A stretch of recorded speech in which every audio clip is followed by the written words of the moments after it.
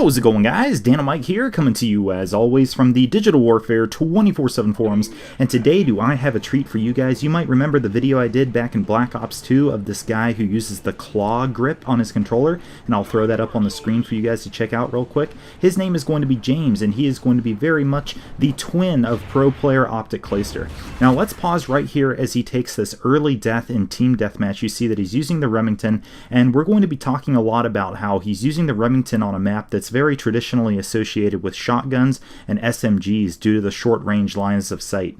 Now, as he pops up into the skybridge area here, he's going to be affording himself some really nice lines of sight that he can exploit with that Remington, but he does not check his right side as he hops up into skybridge. That is a route actually that I run from the opposite spawn very often, is straight to the skybridge, because I know players like James are going to want to try to anchor themselves up in that area.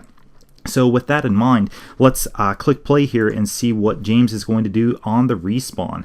He is actually going to check up at the skybridge again. He sees just a corner of a guy up there, and he's not going to jump off. Instead, he's going to jump off backwards and give himself that momentum to carry his way out of the enemy's bullets as he puts some shots down on the enemies that are spawning back in B-Dom. Now let's take a look at the minimap right here. You'll see that he has players over in the plaza. He has a couple others facing B-Dom. So this is a really good chance for James to try once again to anchor himself up in that skybridge area where he's going to be able to exploit those lines of sight. So let's roll again and watch what happens as he hops up here. He is going to check his right this time. In fact, he's going to check it pretty aggressively, but he's going to see dots on his minimap off to his right, and that long sight line, that Remington with the grip and the red dot, he is just going to be able to dominate. He's checking his right here because he sees that they're going to be over in that direction. They're coming off of the B-Dom spawn. Now, he's going to move up here a little bit, and you'll notice he moves up somewhat because he's trying to figure out exactly where they're coming out of B-Dom. His teammates are kind of scattered. They're not giving him a whole lot of an idea, but he does not take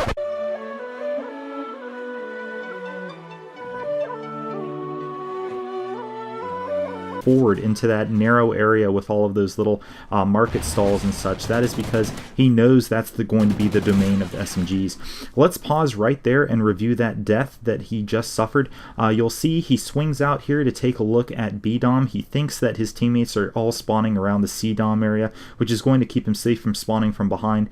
Unfortunately, his teammates do end up getting killed out of that area, so it becomes a dark spot of the map, a concept that I've talked about quite a bit in some of my other commentaries. How players of the enemy team will usually spawn in these dark spots, and you have to be careful not to let these open areas of the map end up on your flank, as James does in this case. Rolling on though, James is not going to let himself be daunted by this momentary setback. You see that he's already pushing very aggressively to anchor himself back up on the sky bridge. That's where he's going to be able to have the best control of the map. He hears a guy coming down the sky bridge and is able to pick him off with some nice steady shots from his Remington there. One thing that's really nice to note is that he plays on a lower sensitivity, again very similar to Clayster, and he's really going to be able to react with extreme accuracy, making the most out of his Remington's assets. Now right here, I think that was a really interesting play. I'm going to pause it, how he went around the left side of the statue instead of the right side. If we look, you can see that his enemies are actually going to be approaching from the plaza area, and his teammates are actually spawning in B-Dom right now. So I believe the reason why he went around to the left, and this may or may not be the case, but this is why it was a good play, is because jumping around to the left side, he's putting his back to his teammates who are coming off spawn on B, instead of going around the right side of the statue and presenting his back to those who are coming off of spawn in the plaza and in the pro shop. So James really making a good decision there. Whenever possible, when you have two routes that are presented to you, try to choose the one where you can see that your teammates are going to be able to offer you support and watch your back for you. So he is going to be able to take out that guy, spinning back to his right just to check his back. He is actually able to pick up a guy right behind him.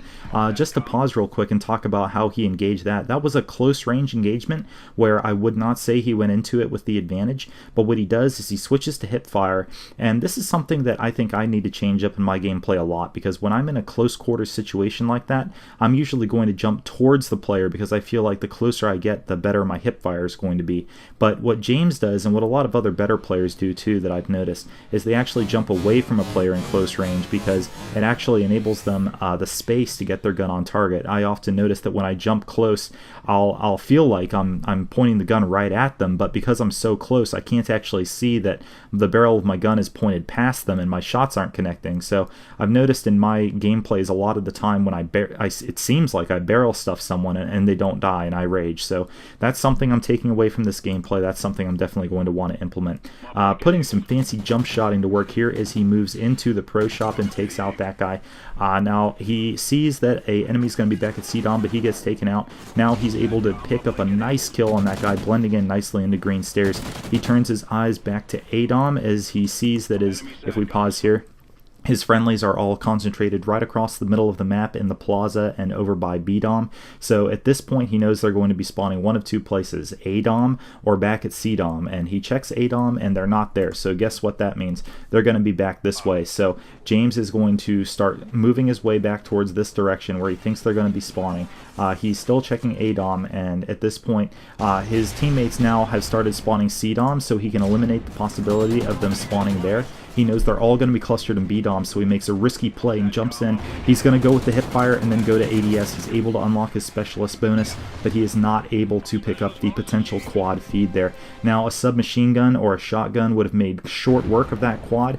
This, again, is showing off the limitations of the Remington R5, and taking a cue from that, James is going to establish himself once again on some of those longer lines of sight as we see him coming up once again to the sky bridge. I'm not sure how that guy didn't take him down. Maybe there was a bit of a connection thing there. It did seem like he maybe warriored him a little bit, but look at that sequence right there. That is something that we just have to go back and maybe watch in slow motion real quick. He picks those two guys up with just pinpoint precision, and because he's using that claw setup, he has his finger over the top of his buttons. He's able to just jam on that B button and get that really nice knife to take that guy out.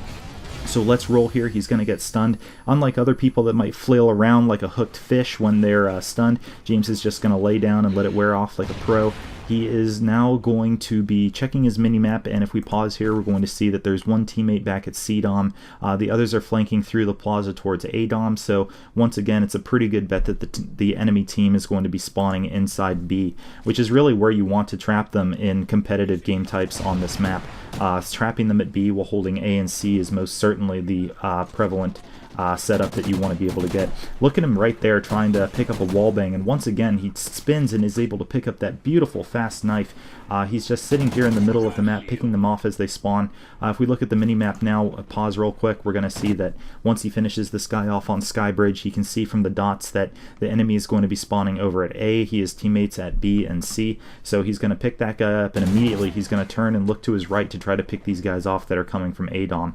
He's going to push up here because he doesn't see him coming through the plaza, and he's able to pick up another guy for another specialist bonus, but unfortunately maybe that was a little bit too aggressive, maybe feeling a little bit too pumped up. Now look at this line of sight right here. This is a line of sight I did not know existed, and what James told me is there's actually a counter line of sight exactly opposite that where he was looking, where you can jump up and you can actually look into B-Dom. So seeing some really interesting AR play there, James anchoring himself very, very nicely so that he can get those long-range kills and those long-range sight lines that are few and far between but can still be worked quite nicely, showing that Clayster-like precision and accuracy as he's taking down those enemies. Really something that impresses me. I try every day to emulate my gameplay more and more on this guy, and hopefully you guys learned something too. Stay tuned till next week, and I'll talk to you guys next time. Fuck you gonna do?